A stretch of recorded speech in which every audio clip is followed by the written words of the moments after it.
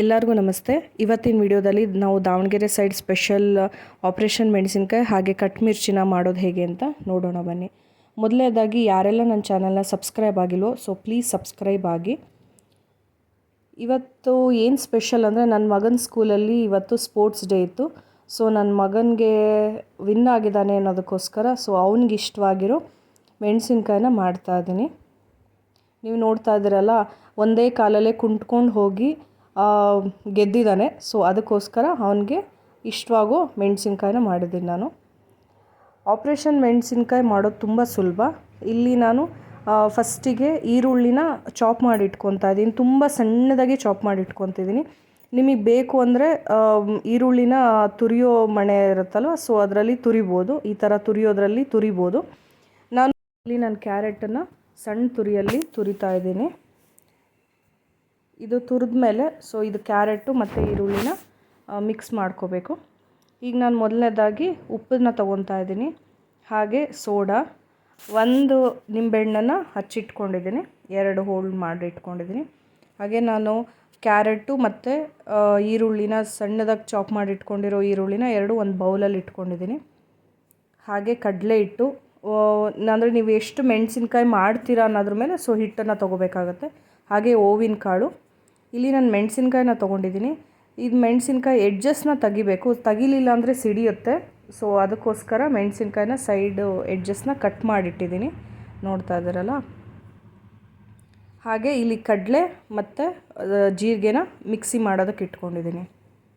ಇಲ್ಲಿ ಮೊದಲನೇದಾಗಿ ನಾನು ಒಂದು ಬೌಲ್ ತೊಗೊಂಡಿದ್ದೀನಿ. ನನಗೆ ಎಷ್ಟು ಬೇಕೋ ಅಷ್ಟು ಕಡಲೆ ಹಿಟ್ಟನ್ನು ಅಷ್ಟನ್ನು ಹಾಕ್ಕೊತಾ ಇದ್ದೀನಿ. ಇದಕ್ಕೆ ನಾನು ಓವಿನ ಕಾಳು, ಹಾಗೆ 1.5 ಸ್ಪೂನಷ್ಟು ಉಪ್ಪು, ಅಂದರೆ ನೀವು ರುಚಿಗೆ ತಕ್ಕಷ್ಟು ಉಪ್ಪನ್ನು ನೋಡ್ಕೊಂಡು ಹಾಕ್ಕೊಳ್ಳಿ. ಆಮೇಲೆ ಒಂದು ಅರ್ಧ ಸ್ಪೂನಷ್ಟು ಸೋಡಾನ ಬಳಸ್ತಾ ಇದ್ದೀನಿ. ಇದಿಷ್ಟನ್ನು ಹಾಕ್ಕೊಂಡು ಚೆನ್ನಾಗಿ ಮಿಕ್ಸ್ ಮಾಡ್ಕೋಬೇಕು. ಆಮೇಲೆ ಇದಕ್ಕೆ ಸ್ವಲ್ಪ ಸ್ವಲ್ಪ ನೀರು ಹಾಕ್ಕೊಂಡು ಮಿಕ್ಸ್ ಮಾಡ್ಕೋಬೇಕಾಗತ್ತೆ. ಒಂದೇ ಸಲಿಗೆ ನೀರು ಜಾಸ್ತಿ ಹಾಕ್ಕೊಂಡು ಮಿಕ್ಸ್ ಮಾಡ್ಕೋಬೇಡಿ. ಕನ್ಸಿಸ್ಟೆನ್ಸಿ ಕರೆಕ್ಟಾಗಿ ಬರಬೇಕು. ತೀರಾ ತೆಳುವಾಗೂ ಬರಬಾರ್ದು, ತೀರಾ ಗಟ್ಟಿಗೂ ಬರಬಾರ್ದು. ಅದನ್ನು ನೋಡಿಕೊಂಡು ಚೆನ್ನಾಗಿ ಮಿಕ್ಸ್ ಮಾಡ್ಕೋಬೇಕಾಗತ್ತೆ. ತೀರಾ ತೆಳುವಾದ್ರೂ ಬಜ್ಜಿ ಮಾಡೋದಕ್ಕೆ ಬರಲ್ಲ, ತೀರಾ ದಪ್ಪ ಆದರೆ ಬಜ್ಜಿ ತುಂಬ ಊದ್ಕೊಂಡಂಗೆ ಆಗುತ್ತೆ. ಅದಕ್ಕೆ ನೋಡಿ ಕರೆಕ್ಟಾಗಿ ಕನ್ಸಿಸ್ಟೆನ್ಸಿ ಈ ಥರ ಇರಬೇಕು. ಈಗ ನಾನು ಬಾಣಲಿಯಲ್ಲಿ ಎಣ್ಣೆ ಕಾಯಕ್ಕಿಟ್ಟಿದ್ದೀನಿ. ಈಗ ಎಣ್ಣೆ ಕಾದಿದೆಯೋ ಇಲ್ಲ ಅಂತ ಚೆಕ್ ಮಾಡ್ತಾ ಇದ್ದೀನಿ. ಈಗ ನಾನು ಮೆಣಸಿನ್ಕಾಯಿನ ತೊಗೊತಿದ್ದೀನಿ ನೋಡಿ. ಈ ಥರ ಒಂದು ಹಿಟ್ಟನ್ನು ಅದ್ಕೊಂಡ್ಮೇಲೆ ಏನು ನೀವು ಪಾತ್ರೆ ಇರುತ್ತಲ್ಲ ಅದಕ್ಕೆ ಫುಲ್ ತಾಗೋ ಥರ ಅಂದ್ಕೋಬೇಕು. ಯಾಕಂದರೆ ಅಲ್ಲಿ ಒಂದು ಸೈಡ್ ಪೂರ್ತಿ ಫುಲ್ ಅದ್ಬಿಟ್ಟು ಮೆಣಸಿನ್ಕಾಯಿನ ಹಾಕಬಾರ್ದು. ಆ ಥರ ಹಾಕೋದ್ರಿಂದ ನಿಮಗೆ ಮೆಣಸಿನ್ಕಾಯಿ ತಿನ್ನಬೇಕಾದ್ರೆ ಅದು ಖಾರವಾಗಿರುತ್ತೆ. ಅದಕ್ಕೆ ನೀವು ನೋಡ್ತಾ ಇದ್ರಲ್ಲ, ಒಂದು ಸೈಡ್ ಪಾತ್ರೆಗೆ ಅಂದ್ಕೊಂಡ್ರೆ ಮೆಣಸಿನ್ಕಾಯಿ ಈ ಥರ ಬರುತ್ತೆ. 2 ಸೈಡು ಚೆನ್ನಾಗಿ ಬೇಯಿಸಬೇಕು, ಇಲ್ಲ ಅಂದರೆ ಮೆಣಸಿನ್ಕಾಯಿ ಚೆನ್ನಾಗಾಗೋದಿಲ್ಲ.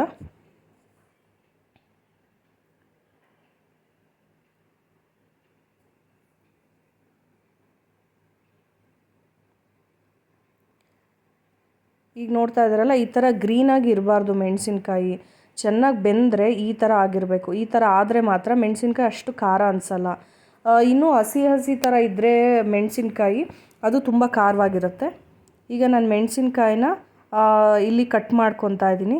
ಫಿಲ್ಲಿಂಗ್ ಮಾಡ್ಕೊಳೋದಕ್ಕೆ, ಆಪ್ರೇಷನ್ ಮೆಣಸಿನ್ಕಾಯಿ ಮಾಡೋದಕ್ಕೆ. ನಿಮಗೇನಾದರೂ ಮೆಣಸಿನ್ಕಾಯಿ ಖಾರ ಇತ್ತು ಅಂದರೆ ನೀವು ಅದನ್ನು ಹಿಂಗೆ ಚಾಕುವಲ್ಲಿ ಕಟ್ ಮಾಡಬೇಕಾದ್ರೆ ಬೀಜನ ತೆಗಿಬೋದು. ಖಾರ ಇಲ್ಲ ಅಂದರೆ ನೀವು ಹಾಗೆ ಫಿಲ್ಲಿಂಗ್ ಮಾಡ್ಬೋದು. ಈಗ ಇದಕ್ಕೆ ನಾನು ಕ್ಯಾರೆಟು ಈರುಳ್ಳಿನ 2 ನೋಡ್ತಾ ಇದ್ರಲ್ಲ, ಈ ಥರ ಮಿಕ್ಸ್ ಮಾಡಿ ಇಟ್ಕೊಂಡಿದ್ದೀನಿ. ಈಗ ಇದನ್ನು ಅಲ್ಲಿ ಮತ್ತು ಇದನ್ನು ಮಿಕ್ಸಿ ಮಾಡಿ ಇಟ್ಕೊಂಡಿದ್ದೆ, ಕಡಲೆ ಜೀರಿಗೆನ 2 ಮಿಕ್ಸಿ ಮಾಡಿ ಇಟ್ಕೊಂಡಿದ್ದೆ, ಅದನ್ನು ಇಟ್ಕೊಂಡಿದ್ದೀನಿ. ಇಲ್ಲಿ ನೋಡ್ತಾ ಇದ್ರಲ್ಲ, ಚಾಕುವಲ್ಲಿ ಕಟ್ ಮಾಡಿದ್ನಲ್ವ, ಅದ್ರ ಮಧ್ಯದಲ್ಲಿ ನಾನು ಫಿಲ್ಲಿಂಗ್ನ ಮಾಡ್ತಾಯಿದ್ದೀನಿ. 2 ಮಿಕ್ಸ್ ಮಾಡ್ಕೊಂಡಿರೋದ್ರಿಂದ ಎಲ್ಲ ಮೆಣಸಿನ್ಕಾಯಿಗೂ ನೀಟಾಗಿ ಫಿಲ್ಲಿಂಗ್ ಮಾಡ್ತಾಯಿದ್ದೀನಿ. ಮುಂಚೆನೇ ಹೇಳ್ದಂಗೆ ನೀವು ಈರುಳ್ಳಿನ ತುರಿದು ಇಟ್ಕೊಂಡ್ಲೂಬೋದು. ಚಾಪ್ ಮಾಡಿರೋದು ಸರಿ ಹೋಗಲ್ಲ ಅಂದರೆ ತುರಿದು ಇಟ್ಕೊಂಡು 2 ಮಿಕ್ಸ್ ಮಾಡಿ ಕೂಡ ಈ ಥರ ಫಿಲ್ಲಿಂಗ್ ಮಾಡ್ಕೋಬೋದು. ಇದಕ್ಕೆ ನಾನು ಕಡಲೆ ಪುಡಿನ ಮಾಡಿಟ್ಕೊಂಡಿದ್ದೀನಿ, ಅಂದರೆ ಕಡಲೆ ಜೀರಿಗೆನ ಪುಡಿ ಮಾಡಿಟ್ಕೊಂಡಿದ್ದೀನಿ. ಇದು ನಿಮಗೆ ಸರಿ ಹೋಗಲಿಲ್ಲ ಅಂದರೆ ಮನೆಯಲ್ಲಿ ಚಟ್ನಿ ಪುಡಿ ಇದ್ದರೆ ಚಟ್ನಿ ಪುಡಿ ಹಾಕ್ಕೊಂಡ್ರೂ ತುಂಬ ಟೇಸ್ಟಿಯಾಗಿರುತ್ತೆ. ಸೊ ಚಟ್ನಿ ಪುಡಿನೂ ಬಳಸ್ಬೋದು. ಈಗ ನಾನು ಚಟ್ನಿ ಪುಡಿ ಖಾಲಿ ಆಗಿದೆ ಅನ್ನೋದಕ್ಕೋಸ್ಕರ ಕಡಲೆ ಮತ್ತು ಜೀರಿಗೆನ 2 ಪುಡಿ ಮಾಡಿ ಇಟ್ಕೊತಿದ್ದೀನಿ. ಈಗ ಇದಕ್ಕೆ ಮೇಲ್ಗಡೆ ನಿಂಬೆಹಣ್ಣನ್ನು ಹಾಕ್ಕೋಬೇಕು. ಇದಕ್ಕೆ ನಿಂಬೆಹಣ್ಣು ಹಾಕ್ಕೊಂಡು ತಿಂದರೆ ಭಾಳ ಟೇಸ್ಟಿಯಾಗಿರುತ್ತೆ.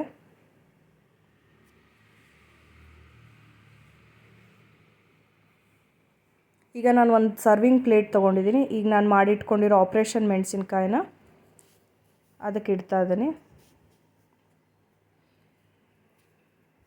ತುಂಬ ಈಸಿಯಾಗಿ ಮೆಣಸಿನ್ಕಾಯಿ ಮಾಡಿದಾಗ ನೀವು ಕ್ಯಾರೆಟು ಈರುಳ್ಳಿ ಇದ್ದರೆ ಈ ಥರ ಆಪ್ರೇಷನ್ ಮೆಣಸಿನ್ಕಾಯಿ ಮನೆಯಲ್ಲೇ ಮಾಡ್ಕೋಬೋದು. ಈಗ ನಾನು ಮತ್ತೆ ಈಗ ಕಟ್ ಮಿರ್ಚಿನ ಮಾಡ್ತಾಯಿದ್ದೀನಿ. ಈಗ ಇದಕ್ಕೆ ಮತ್ತೆ ಮೆಣಸಿನ್ಕಾಯಿನ ಕರಿತಾ ಇದ್ದೀನಿ. ಇದು ಮೆಣಸಿನ್ಕಾಯಿ ಕರೆದಾದ್ಮೇಲೆ ಇದು 2 ಸೈಡು ನೀಟಾಗಿ ಫ್ರೈ ಆಗಬೇಕು. ಇದು ಮೆಣಸಿನ್ಕಾಯಿನ ಮಾಡಿದ್ದಾದಮೇಲೆ ಇದನ್ನು ತೆಗೆದುಬಿಟ್ಟು ಇದನ್ನು ಆರೋದಕ್ಕೆ ಬಿಡಬೇಕು. ಇದನ್ನು ಆರ್ದಲೇ ನಾವು ಕಟ್ ಮಿರ್ಚಿನ ಮಾಡೋದಕ್ಕಾಗೋದಿಲ್ಲ. ಬಿಸಿ ಇದ್ದಾಗಲೇ ಮಾಡಬಾರ್ದು ಇದನ್ನು. ಸೊ ಮೆಣಸಿನ್ಕಾಯಿ ಆಗಿದೆ, ಇದನ್ನು ಆರೋದಕ್ಕೆ ಇಟ್ಟಿದ್ದೀನಿ.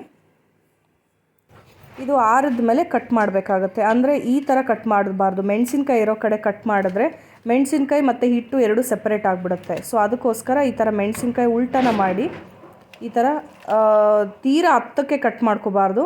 ಒಂದು ಮೆಣಸಿನ್ಕಾಯಲ್ಲಿ 2 ಅಥವಾ 3 ಸ್ಲೈಸ್ ಮಾತ್ರ ಈ ಥರ ಕಟ್ ಮಾಡ್ಕೊಳ್ಳಿ.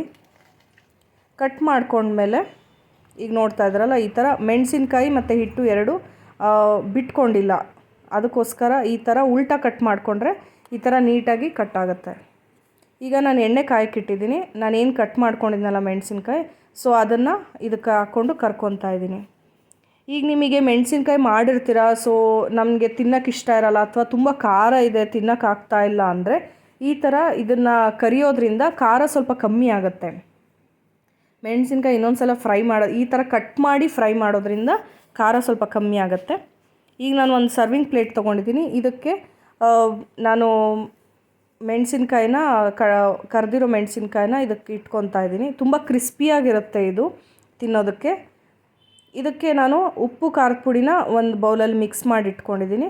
ಸ್ವಲ್ಪ ಹಾಕ್ಕೋಬೇಕಷ್ಟೇ ಉಪ್ಪು ಖಾರದ ಪುಡಿ. ಇದು ಎಣ್ಣೆಯಲ್ಲಿ ಇನ್ನೊಂದು ಸಲ ಫ್ರೈ ಆಗಿರೋದ್ರಿಂದ ಅಷ್ಟು ಖಾರ ಅನಿಸೋದಿಲ್ಲ ಅದಕ್ಕೆ. ಮತ್ತು ಈರುಳ್ಳಿನ ಚಾಪ್ ಮಾಡಿ ಇಟ್ಕೊಂಡಿದ್ದೀನಿ. ಈರುಳ್ಳಿನ ಹಾಕ್ಕೊಂಡು ಮತ್ತು ಕ್ಯಾರೆಟು ಇಟ್ಕೊಂಡಿದ್ದೀನಿ. ಸೊ ಕ್ಯಾರೆಟ್ ಆಪ್ಷನಲ್ಲು, ನೀವು ಬೇಕು ಅಂದರೆ ಯೂಸ್ ಮಾಡ್ಬೋದು. ಈಗ ಈರುಳ್ಳಿನ ಎಲ್ಲ ಮೆಣಸಿನ್ಕಾಯಿ ಮೇಲೂ ಹಾಕಿ ಮತ್ತು ಕ್ಯಾರೆಟನ್ನು ಹಾಕ್ತಾಯಿದ್ದೀನಿ.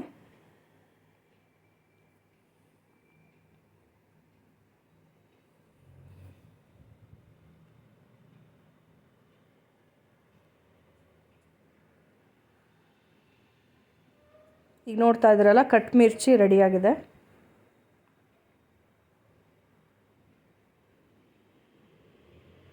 ಇದು ಮೆಣಸಿನ್ಕಾಯಿ ಜೊತೆಗೆ ಮೇಲ್ಗಡೆ ಈರುಳ್ಳಿ ಮತ್ತು ಕ್ಯಾರೆಟನ್ನು ತೊಗೊಂಡು ತಿಂತಾಯಿದ್ರೆ ಒಂದೇ ಸಲಿಗೆ ತಿನ್ಬೋದು. ಸೊ ತಿಂತಾಯಿದ್ರೆ ತುಂಬ ಟೇಸ್ಟಿಯಾಗಿರುತ್ತೆ. ನಿಮಗೆ ಖಾರನೂ ಒಂದು ಸಲ ತುಂಬ ಕ್ರಿಸ್ಪಿಯಾಗೂ ಸಹ ಇರುತ್ತೆ. ಒಂದು ಸಲ ಮನೇಲಿ ಟ್ರೈ ಮಾಡಿ. ಈ ವಿಡಿಯೋ ಇಷ್ಟ ಆಗಿದ್ದರೆ ಪ್ಲೀಸ್ ಲೈಕ್ ಮಾಡಿ, ಶೇರ್ ಮಾಡಿ, ಹಾಗೆ ಸಬ್ಸ್ಕ್ರೈಬ್ ಮಾಡಿ. Thank you.